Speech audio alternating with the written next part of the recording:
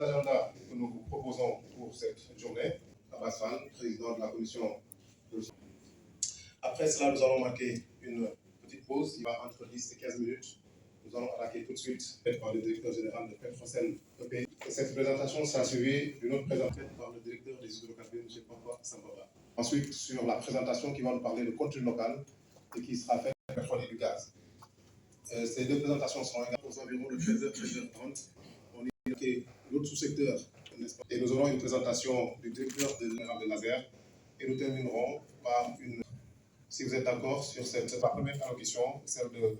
Peut-être qu'on va photocopier le programme. C'est pour moi un honneur autant qu'un plaisir de rappeler que vous gérez un département ministériel hautement stratégique qui suscite beaucoup d'intérêt et une attention. Madame la ministre des Hydrocarbures feront bientôt de notre pays un producteur de pétrole et de gaz avec de belles perspectives. C'est pourquoi la représentation nationale et le gouvernement doivent nécessairement asseoir une bonne coordination en vue de fédérer les initiatives pour un développement aujourd'hui. Cette dynamique s'est d'ailleurs bien enclenchée au regard de l'organisation de cet atelier qui s'inscrit dans le cadre d'informer l'Assemblée nationale à travers la Commission afin de lui permettre d'exercer pleinement sa mission de contrôle et d'évaluation des politiques publiques du gouvernement.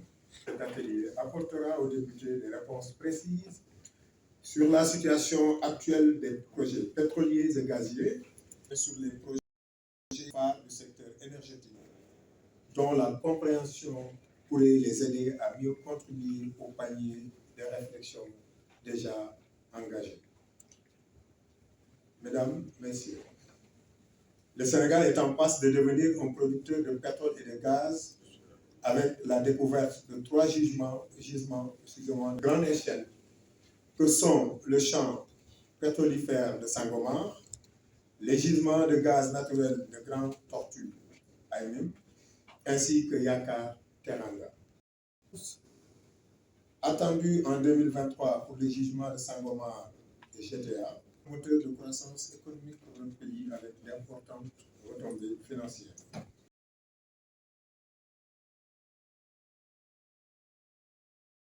Les ressources naturelles appartiennent au peuple. Ces ressources naturelles et minières, dont le gaz et le pétrole appartiennent au peuple, conformément à l'article 25 de la Constitution. À cet effet, l'Assemblée nationale, en tant que représentant légitime du peuple, doit veiller au respect scrupuleux de la réglementation en vigueur afin de relever les défis liés à la bonne gouvernance et aux exigences de transparence, l'exploitation et la redistribution des revenus attendus. Avec moi, Madame la ministre, qu'il est donc important que le mode de gouvernance de ces ressources soit transparent, économique et le bien-être des populations. À ce titre, en tant que parlementaires, nous saluons vivement l'adoption de la loi sur la répartition des revenus issus de l'exploitation gazière, qui, à coup sûr, permettra à notre pays de relever de manière significative son budget, tout en faisant appel aux générations futures. Je souhaiterais qu'à la fin des travaux de cet atelier de Paris, que les recommandations fortes, une meilleure répartition équitable des recettes issues du pétrole et du gaz, et qu'une collaboration fructueuse puisse être nourrie pour asseoir un dialogue interactif sincère entre le à la vulgarisation des projets et programmes pilotés par votre département. Je vous remercie de votre... Et de concorde dans notre pays. Soyez aussi notre interprète auprès du président de l'Assemblée nationale et de vos autres collègues députés pour qui nous formulerons les mêmes vœux.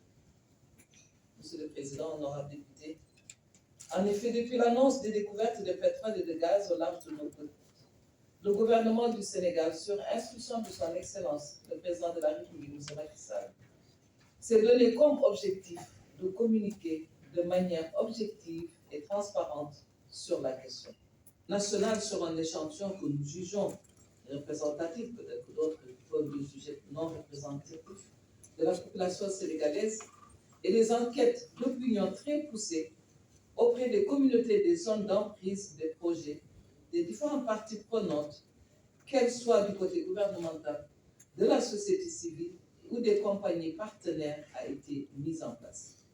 L'objectif de cette enquête était de connaître la perception que les populations avaient sur les projets pétroliers et gaziers et de manière dont elles souhaiteraient que les revenus tirés de cette exploitation soient utilisés.